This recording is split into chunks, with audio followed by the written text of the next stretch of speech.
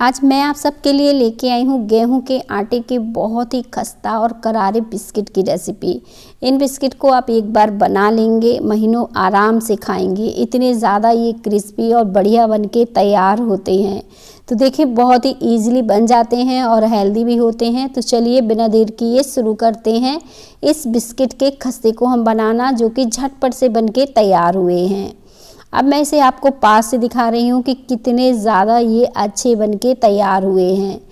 तो चलिए बिना देर की शुरू करते हैं इसे बनाना। इसे बनाने के लिए आपको सबसे पहले एक बर्तन चाहिए और इसमें डालना है आपको गेहूं का आटा। यहाँ पे मैं 2 कप गेहूं के आटे का इस्तेमाल कर रही हूँ, जिससे रोटी वगैरह हम बनाते हैं। ये वही वाला आटा है, इसी का मैंने इस्तेमाल किया है इस बिस्किट को बनाने के लिए। तो पूरे 2 कप भर के यहाँ पे आटा ले लीजिए आप, और साथ में आपको चाहिए यहाँ पे बारीक वाली सूजी। तो ये भी हम इस्तेमाल करेंगे। तो 1/4 कप ही लेना है, बहुत ज़्यादा नहीं लेना है। इससे बिस्किट बहुत ही अच्छी बनके तैयार होगी, एकदम दानेदार सी। और साथ में हम लेंगे इसमें ड्राई कोकोनट। ये पूरी तरह से ऑप्शनल है, अगर आपको इसका फ्लेवर अच्छा लगता है तो आप इसे डाल सकते हैं। यहाँ पे मैंने कोकोनट का फ्लेवर दिया है, आप चाहो तो इलायची का भी दे सकते हो। इसकी जगह इलायची का पाउडर भी डाल सकते हो। साथ में डाल देंगे 2 चम्मच के करीब तिल। यहाँ पे सफ़ेद वाले तिल का मैंने इस्तेमाल किया है। इन सारी चीज़ों को अच्छे से मिला लेंगे ताकि ये सारी चीज़ें बढ़िया तरीके से इस आटे में मिल जाएं। बहुत ही जल्दी आप इन बिस्किट को बना के स्टोर कर सकते हैं, क्योंकि इसमें बेलने वगैरह का झंझट नहीं होता है, बहुत ही जल्दी बन जाते हैं। सबसे अच्छी बात है बहुत ही खस्ता और करारे बनते हैं। तो यहाँ पे देखें आटे में हमने अच्छे से इसे मिला लिया है। अब यहाँ पे आप घी का मोयम लगाएं तो ज़्यादा अच्छा है। तो 1/3 कप घी ले लीजिए। मैंने यहाँ पे घर का ही घी ले लिया है और इसे आटे में अच्छे से मिला लेंगे। इस मोयम को एकदम परफेक्ट चारों तरफ अच्छे से मिला लेना है। तो बस धीरे धीरे करके घी डालते जाइए। तो मैंने पूरा घी 1/3 कप इसमें डाल दिया है और बस आपको इस तरह से अब इसका एक लड्डू सा बांध के चेक करना है। अगर आपको इसे मोयम को कम लगे तो 1-2 छोटे चम्मच घी आप इसमें और भी डाल सकते हैं, कोई दिक्कत नहीं है। तो यहाँ पे पहले आप इस तरह से मिलाने के बाद इसका एक लड्डू सा बना के चेक कर लीजिए। अगर ये परफेक्ट है तो कुछ इस तरह से ये बंधेगा। तो इस तरह से जब बंधने लगे तो ये परफेक्ट है। अब हम इसमें डालेंगे पिसी हुई चीनी। यहाँ पर मैंने 1 कप पिसी हुई चीनी का इस्तेमाल किया है और अब हम चीनी को आटे में अच्छे से मिला लेंगे। और इस आटे में चीनी डालते हैं तो पानी बहुत ही कम लगता है, ज़्यादा पानी की आपको ज़रूरत नहीं पड़ेगी। तो यहाँ पे पानी आप धीरे धीरे करके ही इसमें डालिएगा। तो यहाँ पे चीनी को मैंने अच्छे से मिला दिया है और इसके बाद मैंने इसमें धीरे धीरे करके पानी डालना शुरू किया है। तो पानी डालने के बाद इसका एक टाइट डो लगाना है, सॉफ्ट डो नहीं लगाना है हमें। उसी से हमारी बिस्किट बहुत ही अच्छी बनके तैयार होंगी। और बस इस तरह से कंबाइन करते जाएंगे, कुछ इस तरह से हम डो लगा लेंगे। अब ये डो अच्छे से लग के देखें तैयार हो गया है। इसे अच्छे से कंबाइन कर देते हैं। इसे ज़्यादा हमें इतना चिकने करने की ज़रूरत है और ना ही इसे रेस्ट करने की। तो बस जैसे ही आटा हम लगाएंगे वैसे ही इससे बिस्किट बना लेंगे। इसे छोड़ने की बिल्कुल भी ज़रूरत नहीं है। जैसे मैंने बताया बहुत ही जल्दी आप इसे बना के तैयार कर पाएंगे। यहाँ पे आज मैं 2 तरीके बताऊंगी। अगर आपको बेल के बनाना है तो बेल के भी बना सकते हैं, अगर आपको बेलना नहीं है तो आप काट के भी इन बिस्किट को बना पाएंगे। तो यहाँ पे सूखा आटा, मैदा कुछ भी आप थोड़ा सा ले लीजिए और इसकी लोइयाँ तैयार कर लीजिए।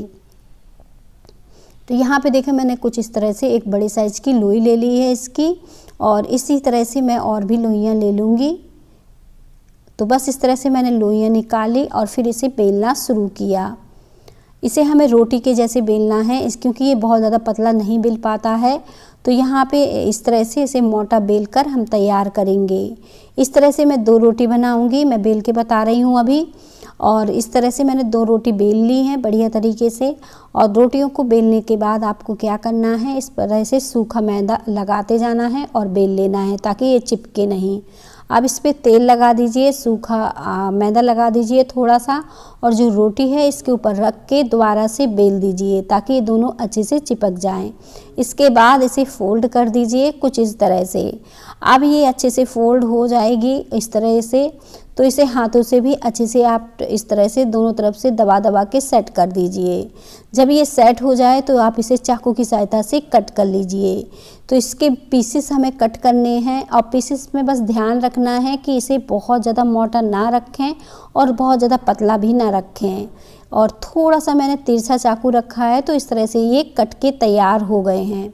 अब मैं दूसरा तरीका बताऊंगी जिसे आप बेलना नहीं चाहते हैं तो भी ये बिस्किट आप बना ले जाएंगे।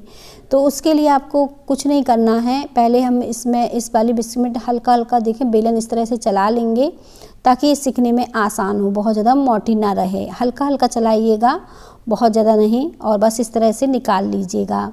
अब दूसरा तरीका भी बता देती हूँ। इस तरह से आपको आटा लेना है और एक सा कल लेना है, इसका रोल सा बना के तैयार कर लेना है हाथों से अच्छे से दबा दबा के। फिर इसे हल्का सा चपटा कर देना है कुछ इस तरह से, और ये अच्छे से चिकना हो जाएगा कुछ इस तरह से। तो आप इसे पीसेस में कट कर दीजिएगा। अब इसका देखें आगे वाला भाग हटा देंगे और बाकी के हम रख लेंगे और इस तरह से सारे पीसेस कट कर लेंगे। तो ये तरीका भी बहुत ही अच्छा है, इसे बेलना भी नहीं पड़ता है, बस इस तरह से आपको कट करना है और फिर इसे डायरेक्ट ही कढ़ाई में डाल देना है। यहाँ पे देखें तेल को गरम कर लेंगे, आंच को बिल्कुल धीमा रखेंगे और धीमी आंच में बढ़िया तरीके से इन्हें सिकने देंगे। आंच को तेज़ बिल्कुल ना करिएगा, नहीं तो ये अंदर से सिकेंगे नहीं। और बस इस तरह से आपको बार बार चलाना भी नहीं है। जब ये अच्छे से नीचे से सिक जाएंगे तब हम इसे पलटेंगे। अब देखें ये काफ़ी अच्छे सिक गए हैं नीचे से, तो मैंने चम्मच ली है, चम्मच की सहायता से इन्हें धीरे धीरे करके पलट दिया है। कुछ इस तरह से बहुत ही जालीदार बढ़िया से ये सिक के तैयार होंगे। अब इसका पूरी तरह से हमें कलर चेंज कर लेना है ताकि ये खाने में बहुत ही क्रिस्पी से रहें। तो यहाँ पे अच्छे से इनका कलर चेंज कर लेंगे, दोनों तरफ से पलट पलट कर सेकते हुए। अब देखिए इसमें एकदम परफेक्ट कलर आ गया है। मैं इसे पास से दिखा रही हूँ और देखिए कितनी बढ़िया जाली पड़ी है, एकदम ये खस्ता बनने वाले हैं और ये कढ़ाई में भी बिल्कुल नहीं खुलते हैं। देखिए मैंने एक साथ ही कई ठो डाले हैं। अब ये एकदम परफेक्ट बन गए हैं और इनका कलर भी बहुत ही प्यारा सा बिस्किट के जैसे आ गया है, एकदम ब्राउन सा। तो इसे निकाल लेंगे। तो सारे बिस्किट बस हमें इसी तरह से सेक के तैयार करने हैं और फिर इसे निकाल लेना है। अब इसी तेल में हम बाकी के बिस्किट भी सेक कर तैयार करेंगे। बस आपको आंच का ध्यान रखना है, आंच को बिल्कुल धीमे पे रखना है और सारे बिस्किट इसी तरह से सेक लेना है। बिना झंझट, बिना कढ़ाई में खुले आप जल्दी से ये बिस्किट बना के तैयार करेंगे। क्योंकि सर्दियों का मौसम चल रहा है, कुछ ना कुछ खाने का मन करता है, तो आप इसे बना के स्टोर कर सकते हैं और जब भी कुछ मीठा सा खाने का मन करे तो इन्हें खा सकते हैं। बहुत ही ज़बरदस्त बनके तैयार हुए हैं। अब मैंने देखें बाकी के बिस्किट भी इसी तरह से डाल दिए हैं ताकि ये भी अच्छे से सिक कर तैयार हो जाएं। और जैसे मैंने बताया जब तक कि इनका कलर चेंज ना हो तब तक इन्हें नहीं निकालना है। जैसे ही कलर चेंज होगा वैसे ही निकालते जाएंगे और बाकी के बिस्किट भी डालते जाएंगे। अब सारे बिस्किट मैंने इस तरह से सेक के तैयार कर लिए हैं, बहुत ही परफेक्ट और बढ़िया बने हैं। और जब ये ठंडे हो जाते हैं तभी ये क्रिस्पी होते हैं, गरम में बहुत ही सॉफ्ट होते हैं।